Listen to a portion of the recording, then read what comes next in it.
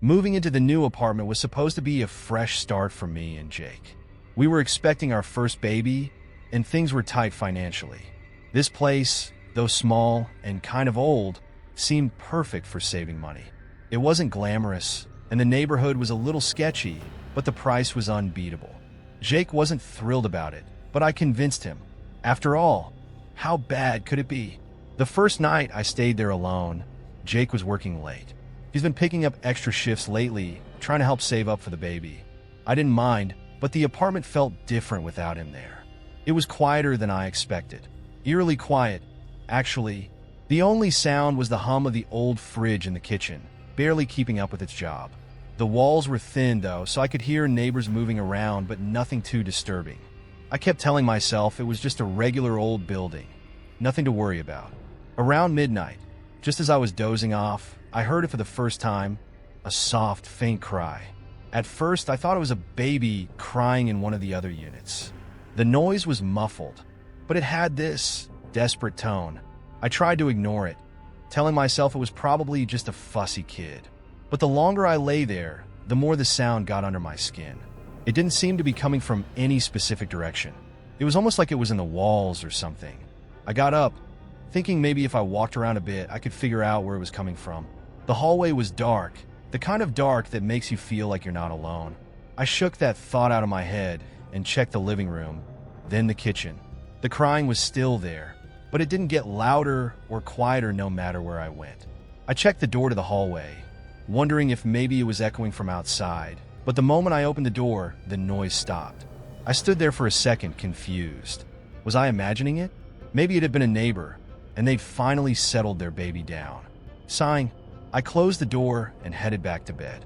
Just as I laid down, though, it started again. This time, it was louder. And worse, it felt like it was right next to me. I froze. My heart started racing, and my breath caught in my throat. It wasn't just a cry anymore. It was mixed with this heavy, suffocating feeling. I sat up, eyes scanning the room in the dim light, but everything looked the same. There was no baby. No one was there. "Jake!" I whispered, though I knew he wasn't home yet. The darkness seemed to press in on me as I waited for some kind of response. Anything. But all I got was that same awful cry, echoing softly in the room like it was coming from somewhere inside the apartment. My mind raced through every logical explanation I could come up with. Maybe I was just exhausted. Maybe it was my pregnancy making me hear things I'd read that could happen, especially when you're stressed. And moving into a new place while pregnant was definitely stressful. I tried to tell myself it was nothing, just the building settling or the neighbors again. But deep down, I couldn't shake the feeling that something was wrong. I got up again, this time heading for the door to the nursery, or what would be the nursery once we fixed it up. The door was shut like I had left it. The crying seemed louder now, coming from just beyond the door. My hand hovered over the knob for a moment. I didn't want to open it. I was scared of what I might find on the other side, but I also felt this strange pull like I had to open it, like something was waiting for me. I turned the knob slowly and pushed the door open. The room was empty. The pale moonlight filtered through the small window, casting shadows on the walls, but nothing else. The crib we'd bought wasn't even set up yet. There was no baby, no sound. The crying had stopped again the second the door opened. I stood there in the doorway for a long moment, just staring into the empty room, waiting for something to happen. But all I got was silence. A heavy, thick silence that wrapped around me like a cold blanket. I took a shaky breath and backed out of the room, closing the door behind me. When Jake finally came home around 2 a.m., I was sitting on the couch, wide awake, every light in the apartment turned on. He looked at me, confused.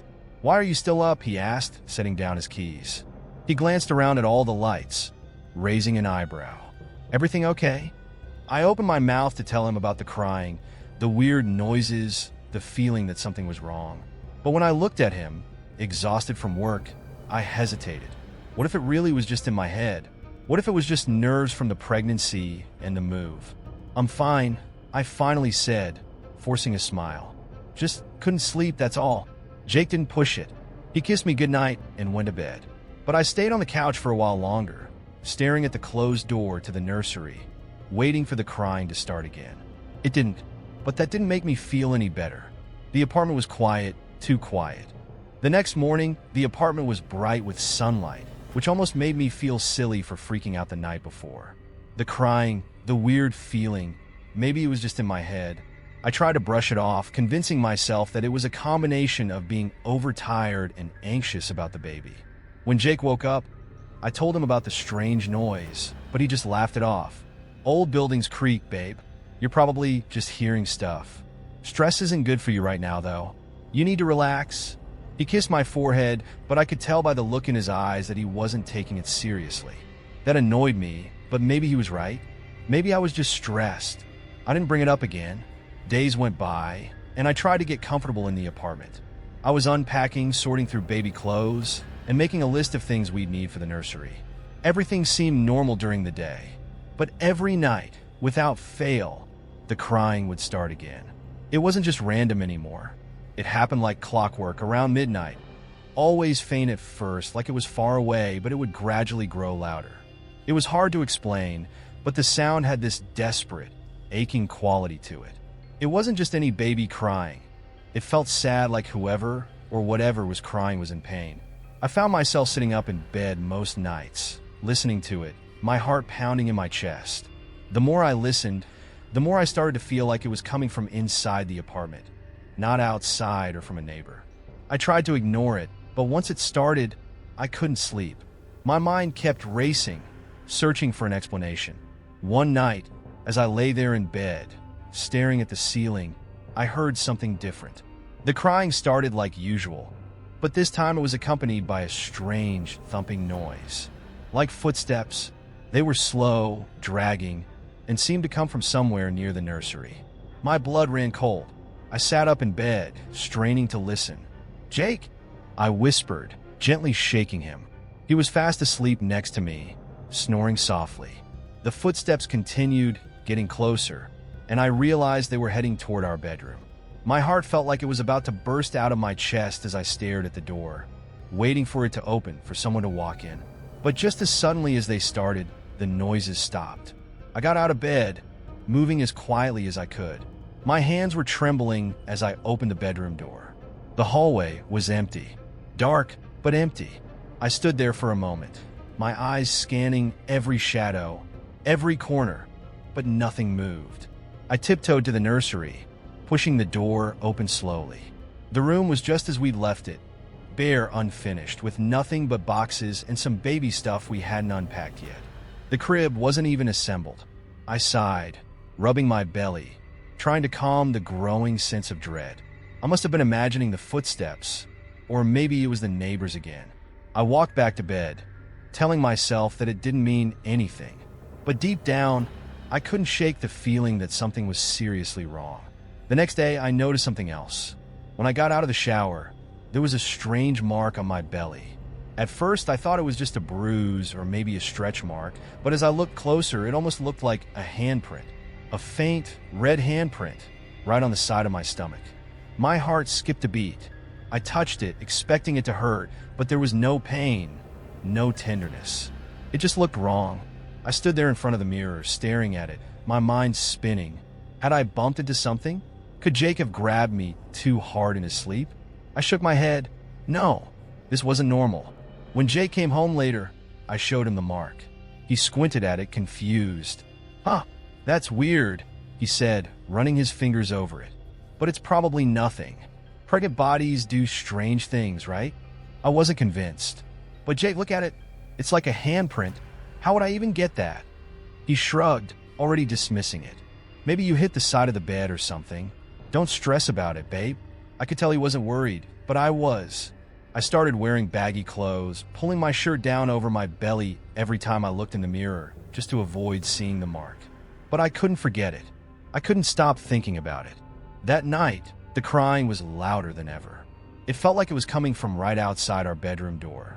I stayed perfectly still, my heart pounding, listening to the soft wails, my skin crawling with fear. Then, just like before, I heard the footsteps again. Slow, dragging, but this time they didn't stop. They kept coming closer and closer until I swore they were right outside the bedroom door. I held my breath, waiting for the door to open, for something to come inside. but nothing did. Suddenly, the crying stopped. The silence was deafening, so heavy that it felt like the air in the room had been sucked out. My entire body was tense, waiting for something to happen, but the only sound was the faint ticking of the clock on the wall. The next morning, I was exhausted. I hadn't slept, and the anxiety was starting to eat away at me. Something wasn't right with this place, and I knew it. Jake kept brushing it off, saying it was just pregnancy hormones or that I was tired, but I knew there was more to it. The crying wasn't just in my head. The footsteps weren't just a figment of my imagination. I could feel it in my bones. Something was wrong with this apartment, and I was terrified to find out what it was. Every night, the crying grew louder. The footsteps seemed to come closer, and the handprint on my belly, it never completely went away. I couldn't keep this to myself anymore. After another sleepless night of hearing the crying and feeling like something was constantly watching me, I needed answers. Jake still brushed everything off, but I was desperate to talk to someone who might take me seriously. That morning, I ran into Mrs. Carter, my downstairs neighbor, while taking out the trash. She was one of those older women who always seemed to know what was going on in the building.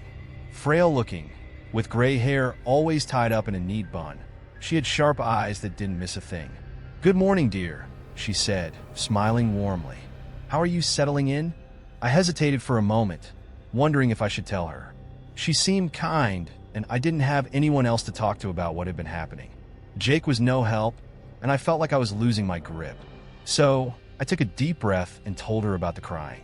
I tried to keep it casual, not wanting to sound completely crazy, but as soon as I mentioned the noises at night, her expression changed. The warmth left her eyes, replaced by something I couldn't quite place. Fear, maybe. "Oh dear," she said softly, her voice trembling a little. "That apartment." My stomach dropped. "What about it?" She hesitated, looking around like she was afraid someone might hear. "That place has a history. People don't stay there long. Not for years." I felt a cold shiver run down my spine. "What do you mean?" Mrs. Carter shifted uncomfortably, her hands shaking slightly as she adjusted the thin cardigan wrapped around her shoulders. "There was a woman who lived there a few years ago. She was pregnant too, like you. Nice girl. Quiet. But something happened." Her voice dropped to a whisper. "She lost the baby, and after that, she was never the same. No one ever saw her leave after that." My throat tightened. "What do you mean? No one saw her leave? Did she move out?" She shook her head slowly. "No, she just disappeared. No one knows what happened to her. She was a sweet girl, but that apartment, it changed her. People said they could hear her crying at night, just like what you've been hearing." The words hit me like a punch to the gut. The crying I'd been hearing. It couldn't be her, could it? The idea seemed ridiculous, but I couldn't shake the uneasy feeling creeping up my spine.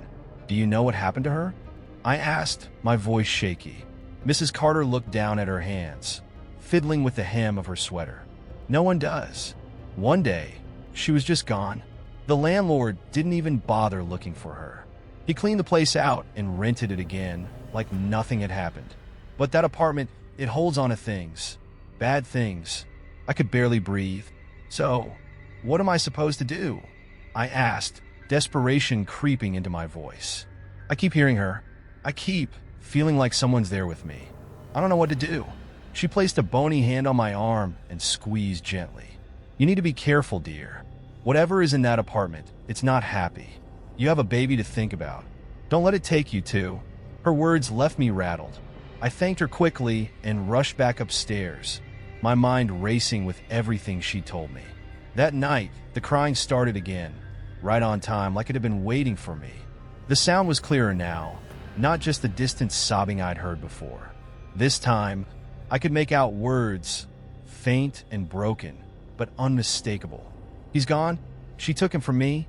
I froze, my blood running cold. The voice was low, almost like it was being choked out through sobs. My heart pounded in my chest as I strained to listen, my mind spinning with what Mrs. Carter had told me earlier. Was this the woman? The one who had disappeared? I lay there in bed, my body stiff with fear, but I couldn't just ignore it anymore. I had to know if what I was hearing was real or if I was losing my mind. Slowly, I slid out of bed, careful not to wake Jake. He'd think I was crazy if I told him, what Mrs. Carter had said. Hell, maybe I was crazy, but I needed to check.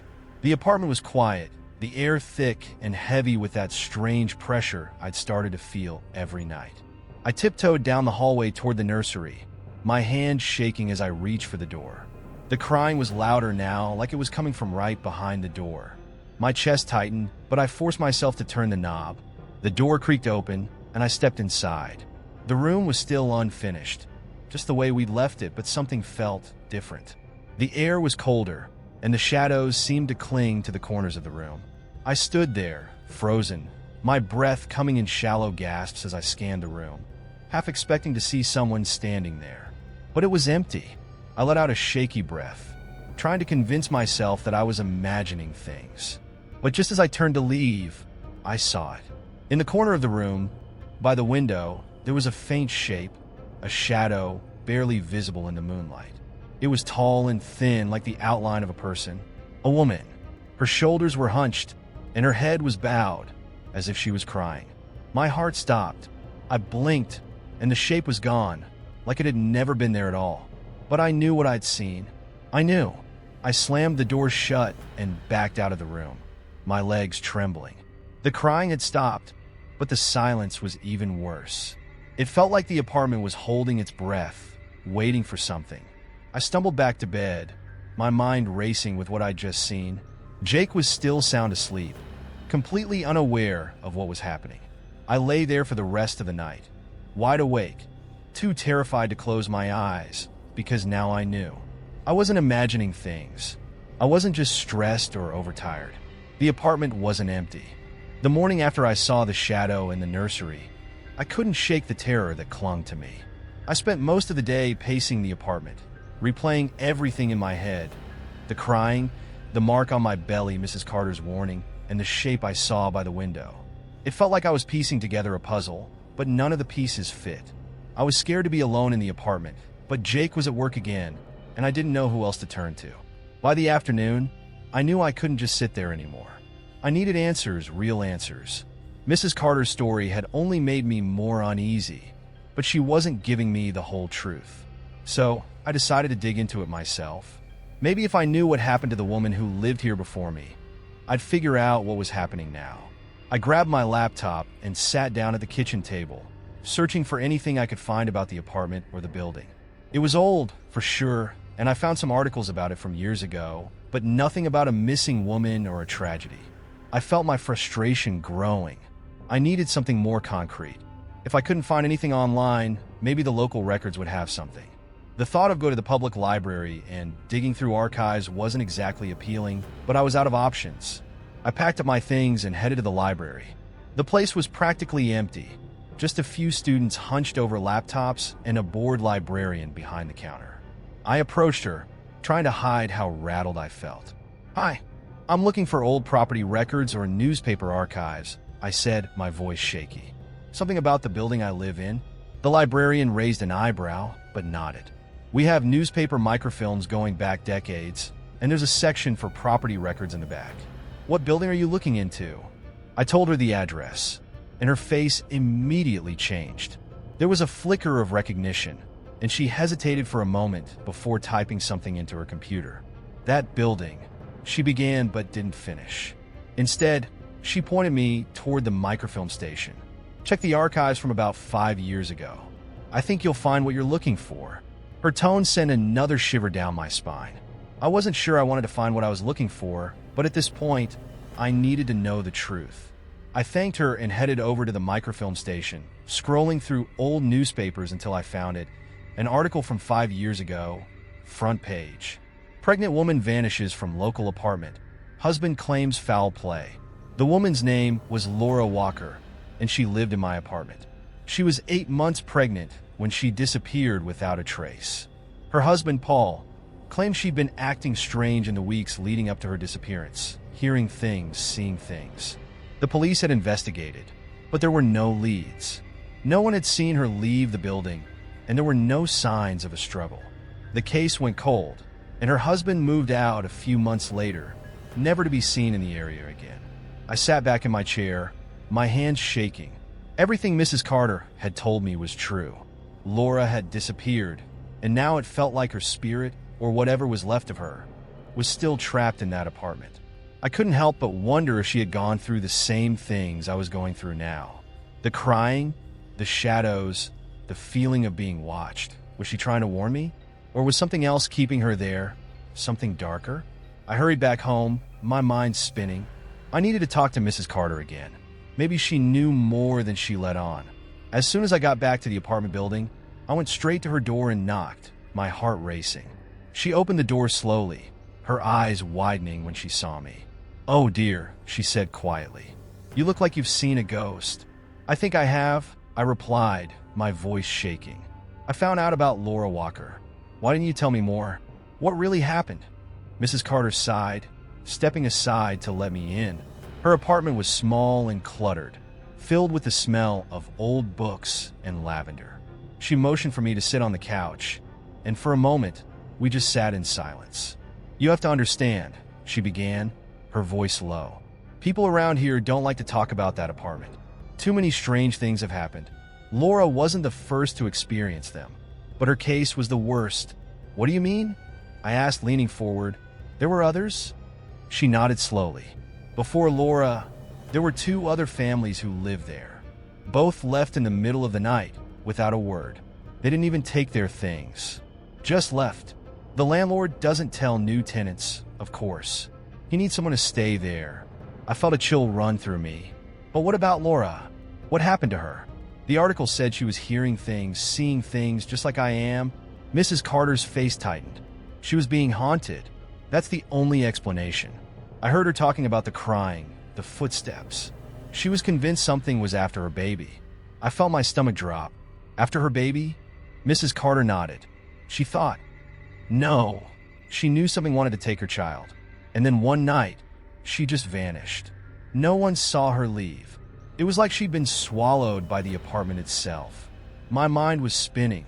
If Laura had been haunted, if something had been after her baby, then what about me? Was the same thing happening to me? I stood up, shaking. "I can't stay there," I said, my voice trembling. "I have to leave." Mrs. Carter grabbed my arm, her grip surprisingly strong for someone so frail. "Leaving won't stop it, dear. Whatever's in that apartment, it's tied to you now. It won't just let you walk away." Her words echoed in my head long after I left her apartment. As I climbed the stairs back to my own door, I felt that familiar chill, like I was being watched again. The crying didn't come that night, but I didn't take it as a good sign. It felt like the calm before the storm. I spent the rest of the night pacing the apartment, checking the nursery, peeking into every dark corner, waiting for something, anything to happen. But nothing came, and somehow, that was even worse. By the time Jake came home that night, I was a wreck. My mind wouldn't stop racing. Every sound made me jump. The shadows in the corners of the apartment seemed to twist and shift, and I couldn't shake the feeling that something terrible was coming. I tried to tell myself that it was all in my head, that I was overreacting, but after everything I had learned about Laura, I couldn't keep pretending that everything was normal. Jake walked through the door, dropping his keys on the counter like it was just any other night. He looked tired from work, but he didn't notice the panic in my eyes right away. "Hey babe," he said, leaning in to kiss me. "Everything okay?" "No," I blurted out before I could stop myself. I didn't even know where to start, but I couldn't hold it in any longer. "Something's really wrong with this place, Jake. I don't know how else to explain it, but I've been hearing things, seeing things. I feel like something's watching me all the time. I found out about the woman who lived here before. Her name was Laura. She was pregnant, just like me, and she disappeared, Jake. She vanished from this apartment. No one knows what happened to her." He frowned, rubbing his forehead. "Babe, slow down. What are you talking about? You're freaking yourself out." "I'm not freaking myself out." I snapped, my voice louder than I intended. "I've been hearing crying every night, and it's coming from inside the apartment. Last night I saw something, a shadow or a figure. I don't know what it was, but it was standing in the nursery. And then today, I found the newspaper article about Laura. She lived here, Jake, in this apartment. She was hearing things too. And then she just disappeared." Jake's expression softened, but I could tell he didn't believe me. He sighed, rubbing the back of his neck. "Look, I know you're scared, but I think you're just stressed. You're pregnant, moving into a new place, and your hormones are all over the place. That's a lot to handle. It's no wonder you're hearing things. I felt the frustration boiling up inside me. Jake, I'm not imagining this. Something is happening here. And it's not just me. Mrs. Carter, our neighbor, she told me about Laura too. She warned me to be careful, that the apartment holds on to bad things. I'm telling you, there's something wrong with this place. Jake shook his head, looking at me with a mixture of concern and disbelief. Babe, you need to calm down. You're getting worked up over nothing. This is an old building. It creaks. You're probably just hearing the neighbors or something. And that shadow you saw? It was probably just a trick of the light. You said yourself the apartment isn't fully furnished yet. Shadows play weird tricks in empty rooms. I stared at him, my hands clenched in a fist at my sides. How could he be so calm? How could he dismiss everything I was saying like it was just some kind of pregnancy-induced paranoia? I knew what I had heard. I knew what I had seen. Jake, you have to believe me, I pleaded, my voice breaking. Please, something bad is going to happen. I can feel it. He stepped closer, wrapping his arms around me, trying to soothe me.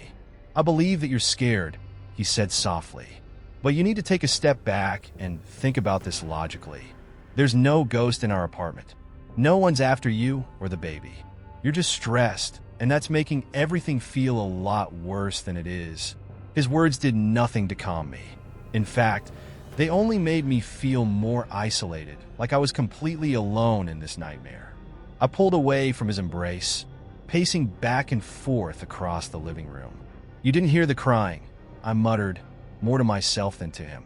You didn't see the handprint on my stomach. You don't know what it's like to feel like someone's watching you all the time.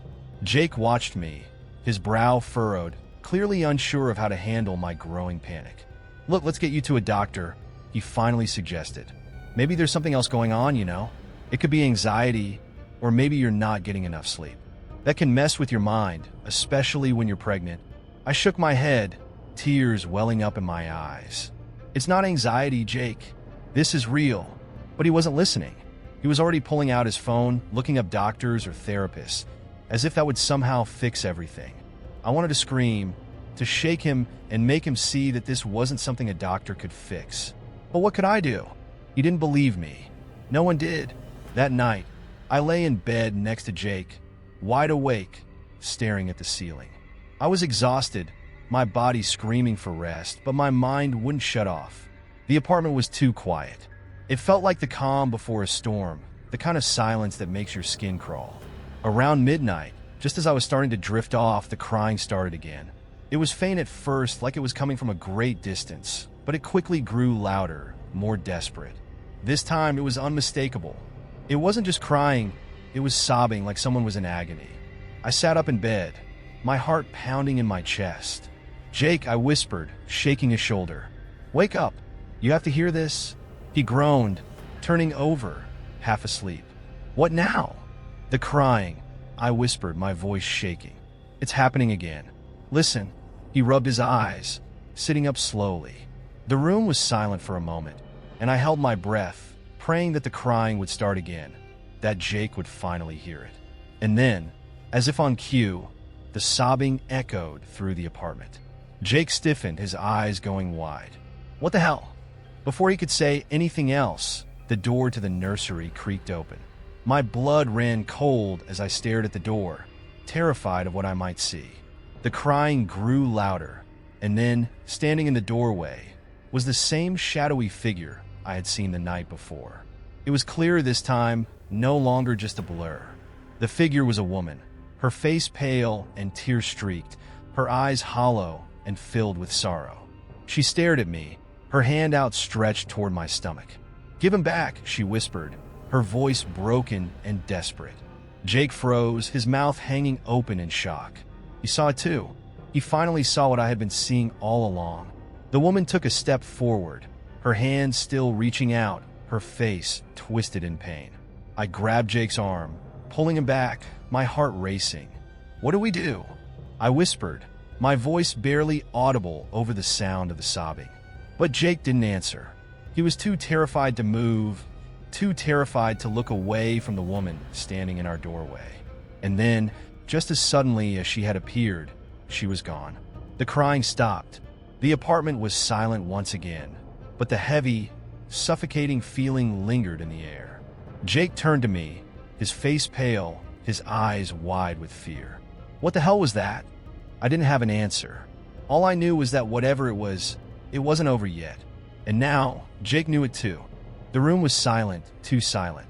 Jake and I sat there in the dark, too shocked to move, barely breathing. The shadowy woman had vanished, but her presence lingered in the air, thick and suffocating.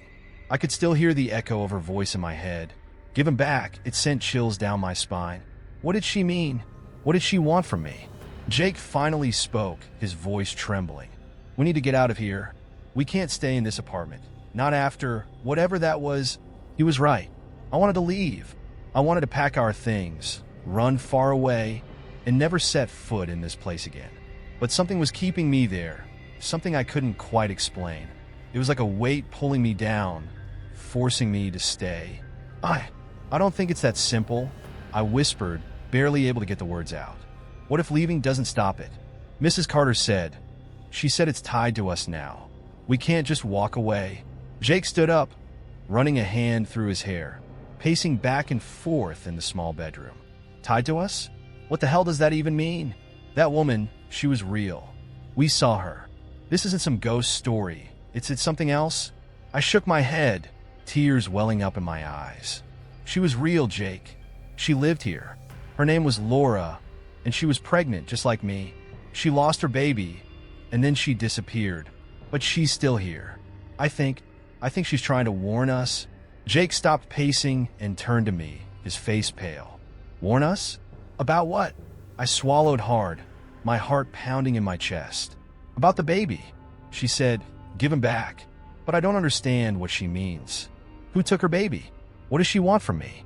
Before Jake could respond, a loud thud echoed through the apartment. We both froze, staring at each other, wide-eyed. The sound was coming from the nursery.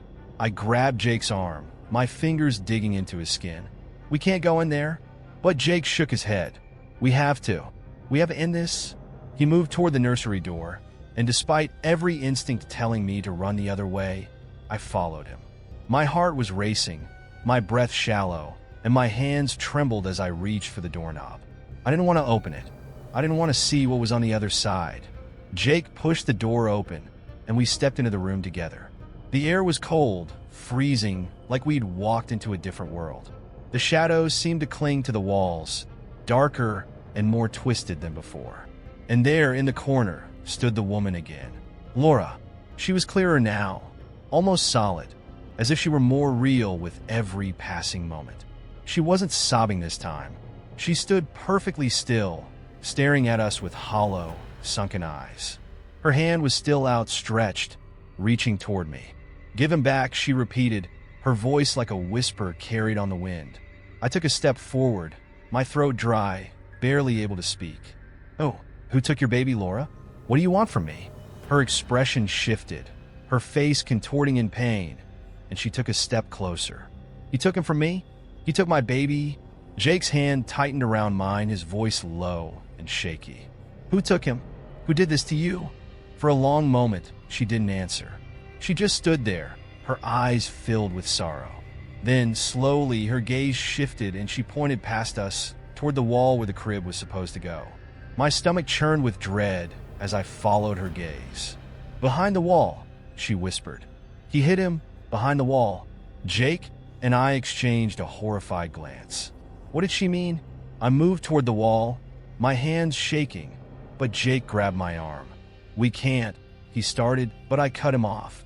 We have to, I said, my voice barely more than a whisper. Together, we pushed the boxes aside, revealing the bare wall behind them. It looked like any other part of the room, but the more I stared at it, the more wrong it felt. Something was off about the way the paint peeled in uneven patches, the way the drywall seemed uneven. Jake took a deep breath and grabbed a hammer from the toolbox we hadn't unpacked yet. Without saying a word, he swung it at the wall. The first hit didn't do much, but the second broke through, sending chunks of drywall crumbling to the floor. Behind the wall was a small, hidden compartment, and inside, wrapped in an old, tattered blanket, was something that made my blood run cold. Jake dropped the hammer, his face white as a sheet. I could hardly breathe. It was a tiny, fragile skeleton, the remains of a baby. "Oh my God," I whispered, my hand flying to my mouth as tears blurred my vision. Jake backed away, his eyes wide with horror. "What the hell? What the hell is this?" The room felt like it was closing in on us, the air thick and heavy with a suffocating sense of dread. Laura's voice echoed through the room again, soft but filled with anguish.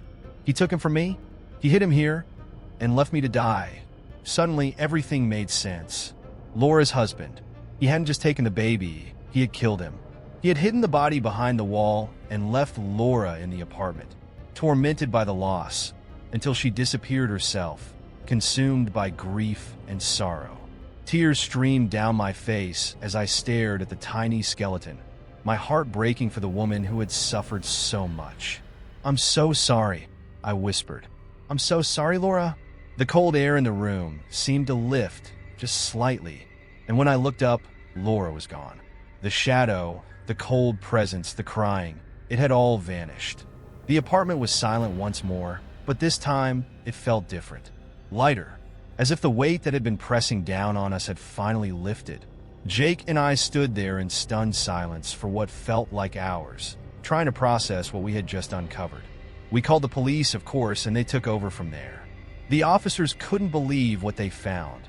An unsolved crime hidden away for years, right in the walls of our apartment. Laura's story had finally come to light. In the days that followed, Jake and I packed up our things. We couldn't stay in that apartment, not after everything that had happened. But as we left, I couldn't help but feel a sense of closure. Laura's cries had finally been heard. She had her justice. And now, maybe she could rest in peace. As we drove away from the building for the last time, I felt the baby kick inside me, strong and healthy. A small smile tugged at my lips, and I whispered to him, "You're safe now."